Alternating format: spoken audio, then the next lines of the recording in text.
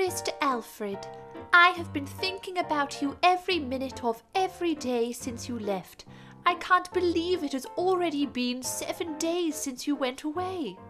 I thought I would tell you what I have been doing in the last week. Hopefully you haven't forgotten about your dear wife already.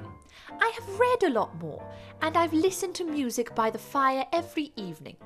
Your friend Robert has also been visiting regularly. Anyway, the women's group and I have worked very hard over the past week in order to plan the summer fair.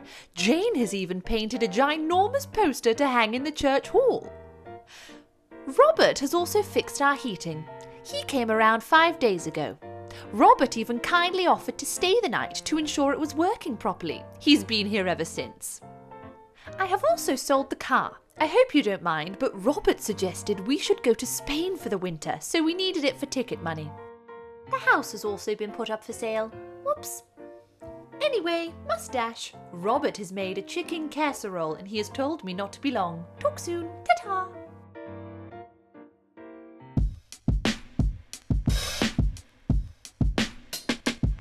Good morning, good afternoon and good evening. Welcome to Smashing English. Before we continue with this video, be sure to subscribe because I make new videos all the time and I don't want you to miss any. So with that said, let's get on with the video.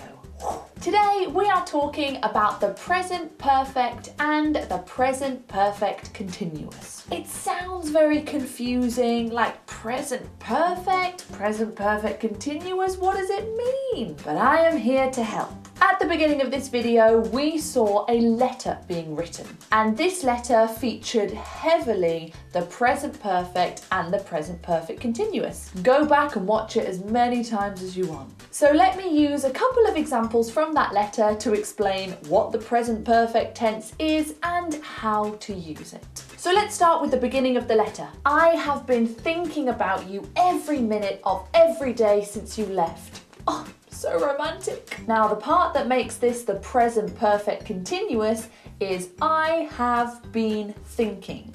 Let's say we change the tense. Let's change it to the past simple. I thought about you every minute of every day since you left. When you use the past simple, which is just I, the subject, and then the past simple version of the verb, thought, it sounds like you finished the action. It sounds like you're not thinking about them anymore. I thought about you every minute and every day since you left, but now I'm not thinking about you. Now I'm thinking about what I'm going to have for my dinner tonight. So in this letter, the past simple tense doesn't work because she wants Alfred to know that she's still thinking about him and she's still thinking about him every minute of every day, still now. So that's why we use the present perfect continuous. So we take the subject, I, then either have or has, depending on who the subject is, then the word been, then the ing form of the verb. I have been thinking. And when we use the present perfect continuous, it sounds like I started thinking about you every minute of every day in the past, but I'm still doing it now. Still right now. It's like a timeline. It's like it started in the past, but it continues now. It's still happening now. So the present perfect continuous is perfect for things that are unfinished, things that carry on. Let's find another example in this letter of the present perfect continuous. Your friend Robert has been visiting regularly. Again, if we change this sentence to the past simple, your friend Robert visited regularly, it sounds like it's finished. Sounds like it's not happening anymore. That's done. That's in the past. It's not happening anymore. But she wants to emphasize that it's still happening now. He's still visiting regularly. So it's the same thing. We take the subject, which is Robert, and then has or have, depending on who the subject is. So in this context, it's has, then the word been, then the verb with ing on the end. Robert has been visiting. Some real-world examples of the present perfect continuous would be things like, I have been living in this country for 7 years.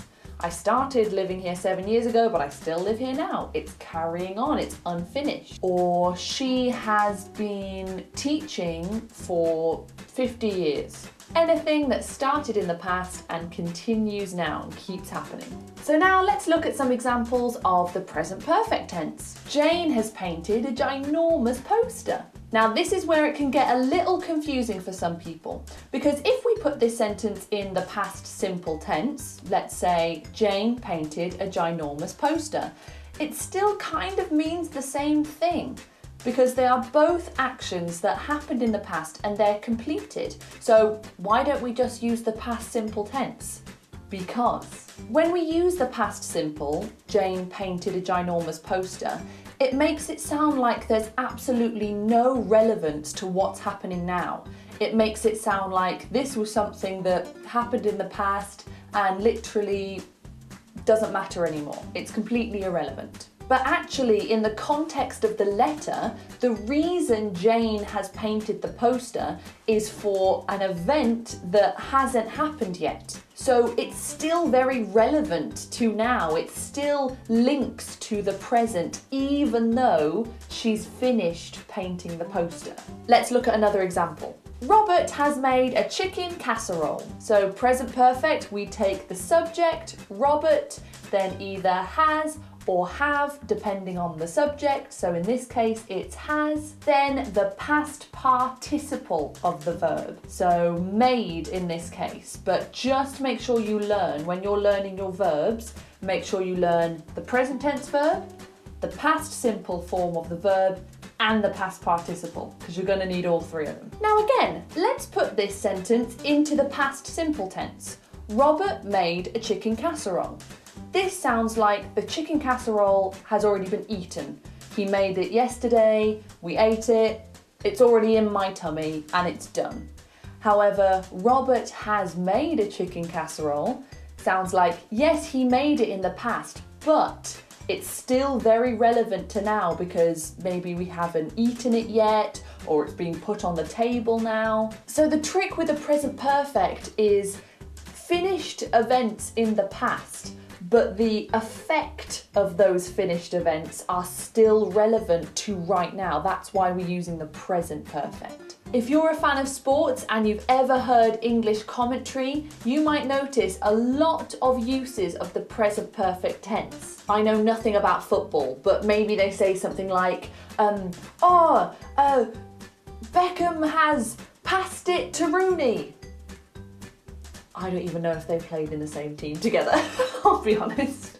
But more importantly, Beckham has passed it to Rooney. So yes, it's something Beckham did in the past. He kicked the ball and it's in the past, but the effect of him passing the ball is still happening now. It's relevant now. Once you get your head around the timeline and how the present perfect and present perfect continuous work, it's really, really simple to do. It just takes a bit of practice. So, go back to the beginning of the video, listen to the letter one more time and try to find all of the uses of the present perfect tense or the present perfect continuous. But thanks so much for watching. If you enjoyed this video, please give it a like. And if you would like to follow me on Instagram, you can do so there. And if you would like a one-to-one online English lesson with me or my partner, the link for that is down below. Thanks so much for watching and I'll see you next time. Ta-ta!